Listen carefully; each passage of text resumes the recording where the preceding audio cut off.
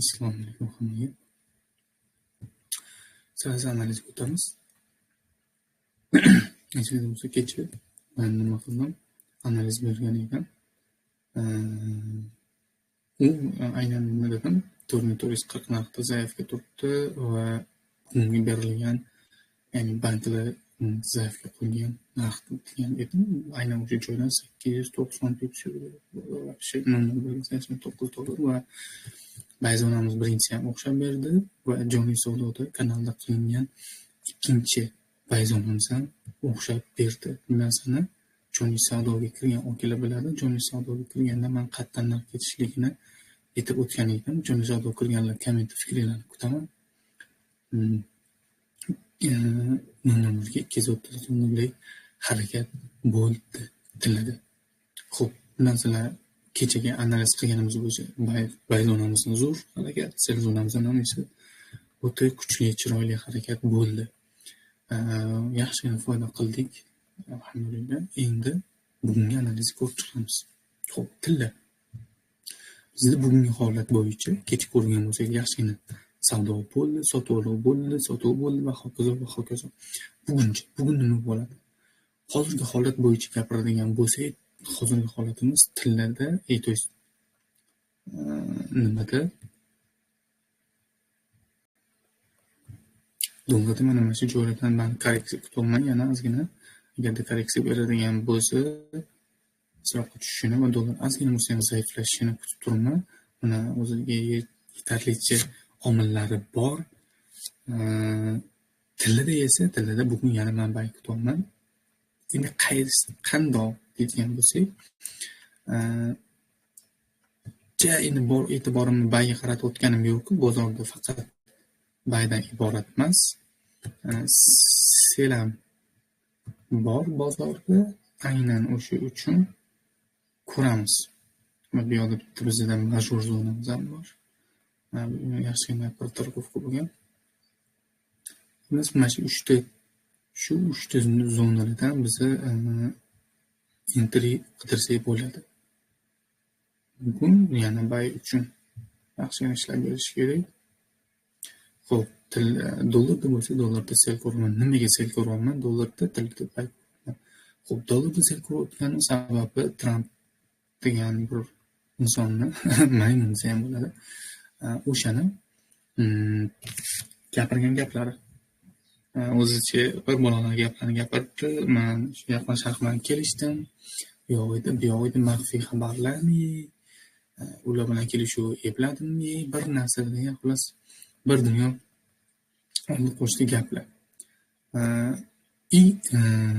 Keyingi oxirgi Federal Rezerv keyingi yig'ilishlarida foiz stavkasini tushirish bo'yicha xabarini va ehtimoli bor, yo'q emas, agarda bo'lib qolsa, ya'ni qaysi holat Eron bilan Amerika sulhga kelishsa, ehtimol ko'raman matalani yana ozgina ko'tarilishini. Balkim bugun bo'lar, balkim ertaga bo'lar, bilmadim. Bu xabarlar yo'q emas. Hozirda Trump gapirgan gaplarida kelishuv sulhlanishida bir nechta boblari bor ekan. Yadroviy zarbalarmi, bir balolar, xolos uncha tushunmadim. Shularni tushunganim shu yadroviy zarbalar va bo'g'oz haqidagi bo'limlarni tushundim. Ya'ni o'zim bilib qoldim. Ya'ni nima desam bo'ladi? Tarjimada tushungan joyim shu bo'ldi. O'sha narsalarni inobatga olgan holda men tillarda bugun yana bay ko'raman. Korreksiyalar mana shu narxlardan, bu futures degan narxi bizdagi narx bo'lsa, uje meniki ko'rgan bo'lsak, shu reaksiya zonamizda yaxshigina reaksiya oldi. 80 pipsmi? $8. Xo'p. Aynan shu joylardan men reaksiya kutmoqman hozirda. Tillardan endi iloji boricha, ya'ni e'tiborim baribir bayda. Korreksiya bergan joydan bay ishlab olish niyati bor uzoqroq muddatgacha. Endi qaysi qatgacha bay qiziqsa bo'ladi deganda, mana shu 3 ta zonamizni qaysi biridan yaxshigina chiroyli tasdiq oladigan bo'lsak, mana shu hududgacha men chiqishini kutmoqman tillarni. shu hafta balkim bugun chiqib qo'yar, balkim ertaga, balkim indinga, men bilmadim-ku. Chiqib qo'yishi mumkin atak lekin.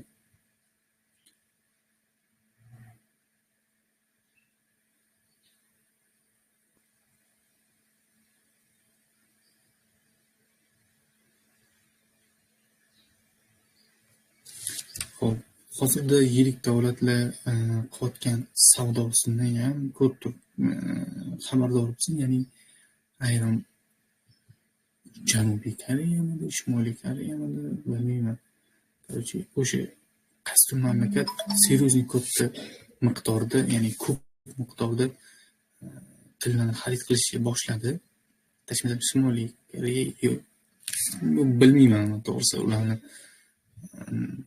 aynan qaysi billigini bilmayman. Bayrog'ini ko'rgan edim. Shunda ko'rsatilgan edi. Xarid qilayotganligi. Xo'p, tilda shu joydan e'tibor beramiz. Bayni bu yerdan iloji boricha korreksiya beryapti yaxshigina. Agarda bu joylar romansimaydigan bo'lsa, narx pastga tushib ketadi keyin. Mana bu yoqqa tushib ketish ehtimolligi bor. O'sha uchun ko'ramiz, bozorda doimgina tasdiq bilan ishlaymiz. Qilingan analizimiz shundan iborat. Salomat bo'ling. Kechroq yana Telegramda jonli savdo qilamiz. Charchamaylik.